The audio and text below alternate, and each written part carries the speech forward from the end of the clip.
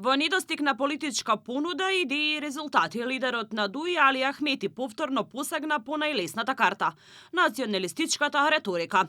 Кога нема економија, кога нема реформи, кога нема што да им се понуди на граѓаните, се отвораат старите теми – јазикот, Охридскиот договор, поделбите.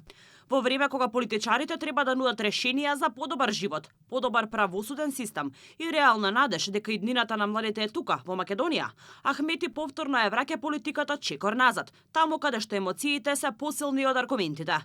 Во отворено писмо со остар тон и пораки што повеќе звучат како закана отколку конструктивна забелешка, Ахмети вели: албанскиот јазик не е и нема да биде предмет на преговори. Албанскиот јазик за мене не е и никогаш нема да биде предмет на преговарање. Јас го кажав и ќе го повторувам без никаква резерва. Охридскиот договор е темел на оваа држава и кој го доведува во прашање, ја доведува во прашање самата иднина на државата. Албанскиот јазик не е привилегија, туку стекнато право загарантирано со уставот. Секој обид да се релативизира или ограничи тоа право е директен предизвик на уставниот поредок и нема да помине без одговор. Ахмети во писмото нагласува и дека јазичната еднаквост, како што вели, е столбот на кој се потпира коегзистенцијата, додавајќи дека државата што не им се обраќа на своите граѓани на нивниот јазик, не може да биде вистински рамноправна. Но суштинското прашање останува зошто токму сега.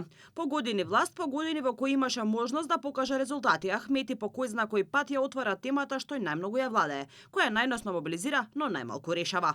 Во писмото Ахмети се осврнува и на изјавата на премиерот Христијан Мицкоски дадена во собранието, обидувајќи се да ја представи како проблематична.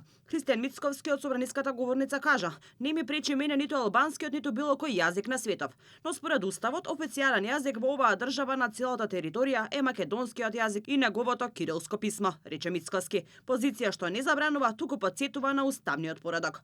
Полемиката околу употребата на јазиците повторно се отвори во собранието во рамки на пратенички прашања поврзани со правичната застапеност и уставните одредби.